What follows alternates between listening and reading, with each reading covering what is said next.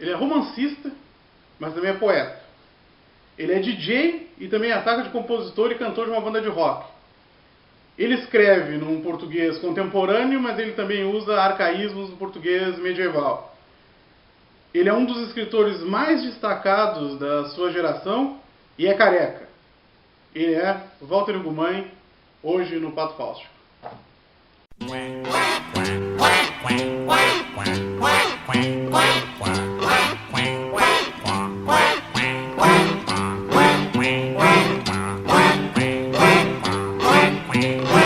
Lá vem o pato, pataqui, patacolar. Lá vem o pato para ver o que há. Olá, leitores, esse é mais um videocast do Pato Fausto, programa para discutir literatura, histórias em quadrinhos. Hoje, então, nós vamos falar de Walter Ugumãe, mais especificamente do primeiro livro da chamada tetralogia dele, que é o Nosso Reino, um dos últimos livros publicados pela Editora 34, que vem publicando algumas obras dele. E, como a gente falou aí antes da abertura, o Walter Ugumãe é um escritor pop, né? Um escritor que está bastante popular atualmente, um escritor que tem múltiplas, ele é muito mais do que apenas um escritor, ele tem múltiplas tarefas, e nós vamos falar dele porque ele é um excelente escritor. O sujeito escreve muito bem, tem produzido uma obra que a qualidade é constante, pode ser percebida aí na maioria dos seus livros. Bom, hoje a gente vai falar do Nosso Reino, que é o primeiro romance da dita tetralogia que ele produziu, né, que é uma série de 4 livros para tratar das várias idades do ser humano. No final a gente dá as referências sobre isso.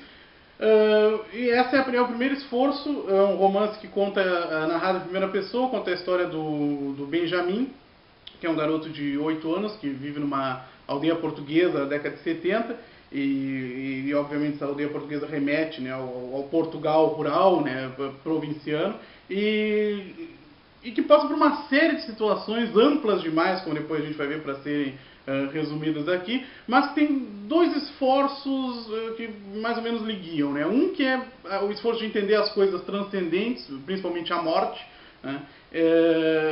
E um outro esforço que é tentar se tornar santo, né? O espaço e o tempo e as situações desse livro, elas são carregadas de maravilhoso, de sobrenatural. Algumas situações são emblemáticas, como por exemplo, as pessoas não podem deixar os gritos presos dentro das casas, então alguém tem que ir abrir a janela. A louca suicida da aldeia perde todos os seus filhos no mesmo dia. Em determinado momento, numa cena maravilhosa, a imagem do diabo chora sangue nos frescos de uma igreja, né? Enfim, esse é mais ou menos o clima. Há uma figura que é o homem mais triste do mundo, que é inclusive o que começa o romance, que remete à figura da morte, né? O romance começa assim: era o homem mais triste do mundo, como numa lenda, diziam dele as pessoas da terra, impressionadas com a sua expressão e com o modo como partia as pedras na cabeça ou abria bichos com os dentes tão caninos de fome.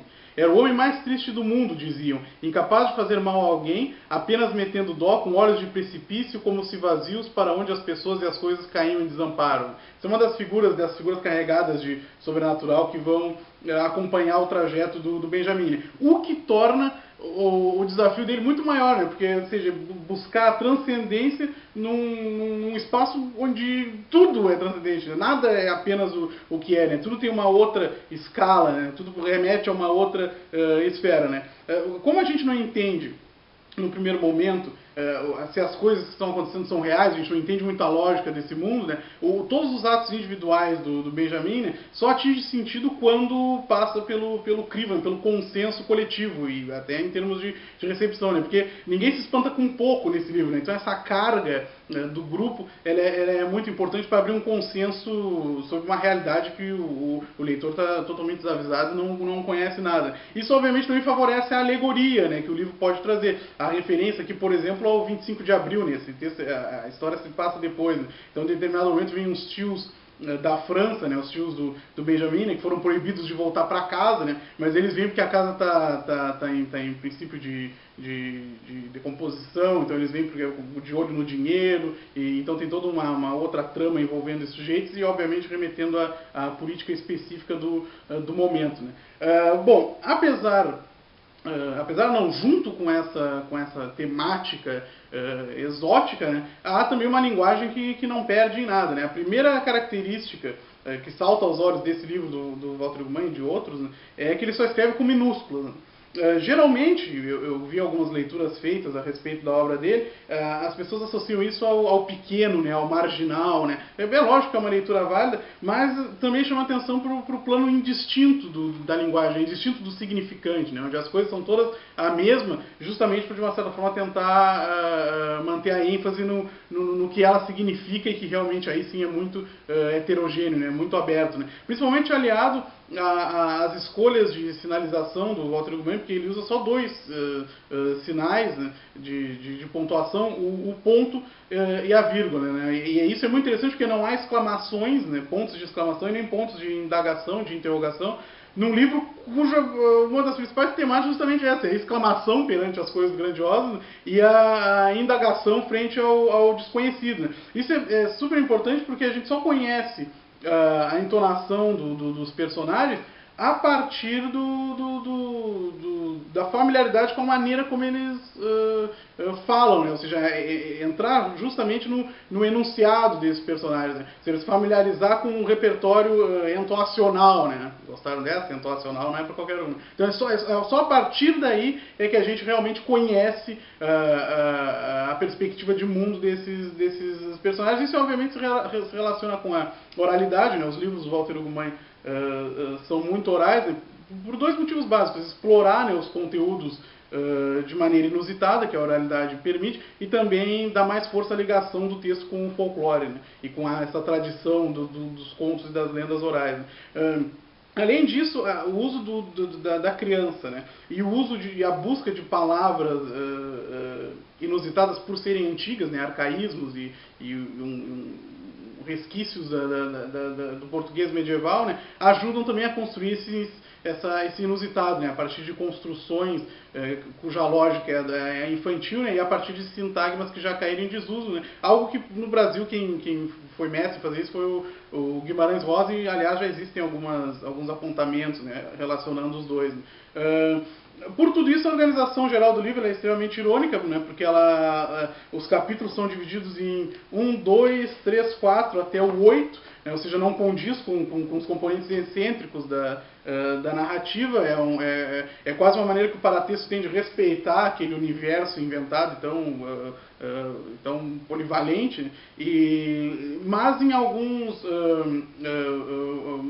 momentos específicos do texto a gente consegue perceber, pelo menos tentar postular algum sentido mais coerente, mais fechado, né, e obviamente em alguns momentos a gente tem que ler várias vezes, né, para entender. Um trecho que eu acho sensacional tá no capítulo 3, né, eu copiei aqui para não esquecer, é o momento em que o narrador fala, né, que importa pôr os pés no chão se tivermos um cérebro tão perfeito que consiga reproduzir essa sensação a cada momento. Né? Para mim isso é uma grande porta de entrada para o livro, né? Porque é a crença na capacidade da imaginação. Né? Como já disse o Alejo Carpentier, né? Muito do maravilhoso é justamente uma questão de fé, né? Uma questão de acreditar. Né? Eu falo no Carpentier não é à toa, né? O Carpentier é toda uma teoria do fantástico e do barroco, né? E eu acho que isso casa muito bem aqui também, ou seja, pelo menos aquela característica básica do barroco de tentar preencher o insólito de verbo, né? E obviamente usar o maravilhoso como uma forma de rebeldia da linguagem. Né?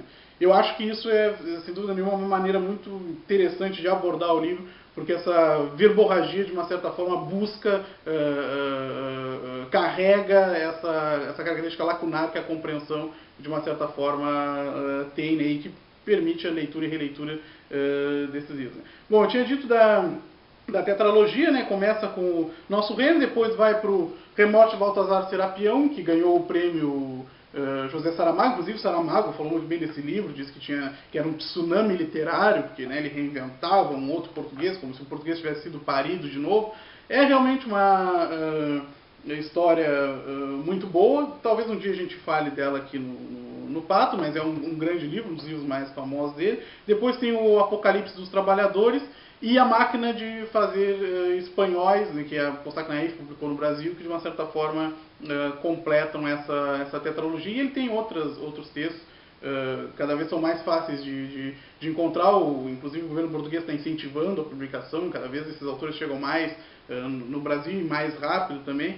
Então, para entender a literatura portuguesa, principalmente a prosa, né, o romance contemporâneo, Walter Ugumãe indispensável, ao lado aí do José Peixoto, do Gonçalo Tavares, que a gente já falou aqui no programa, são realmente autores que estão explorando bastante as possibilidades da linguagem, as possibilidades da língua portuguesa, e vale muito a pena dar uma conferida. Tem um texto sobre o nosso reino lá no blog, como é de costume. Curta lá a nossa página do Facebook, inclusive a gente curte a página do Walter Ugumãe, então se você entrar na nossa página, você pode chegar até o Walter Ugumãe, e vale a pena porque é um autor que já está sendo falado e eu acho que vai ser mais por um bom tempo. Até a próxima, tchau. Parto um navio